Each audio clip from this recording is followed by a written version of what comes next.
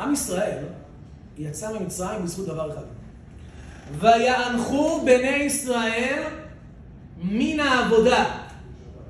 אבא קשה לי, אבא אני כבר לא עומד בלחץ, די נמאס. ותל שבעתם אל האלוהים. שאלה לי לכם, האם עם ישראל של אותו הדור זה היה דור דעה? זה היה דור של צדיקים? האם זה היה דור של גומלי חסדים? זה היה דור של ילדים בני 20 צדיקים שמוכנים למות על משמר ארצנו? האם זה היה ילדים שמוכנים לשבת ולהגות בתורה ולהקריב את החיים שם לבורא עולם? לא! אנחנו אומרים תחילת הגדה של פסח, מתחילה עובדי עבודה זרה היו אבותינו.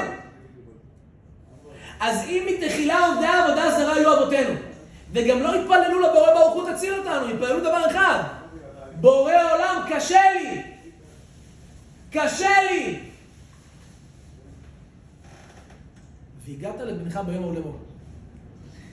גם בן יקר שלי, לא משנה איפה תהיה בגלובוס, לא משנה מה תהיה מערכת היחסים שלך עם אלוקים, אפילו אתה עובד עבודה זרה, תדע לך שברגע שאתה מרים את הראש למעלה ואומר לכוח האוהב הזה שנקרא אבא שבשמיים, אבא קשה לי, בורא עולם בכל מקום שבעולם יגיע, יושיט לך יד ויושיע אותך מהצרה שלך.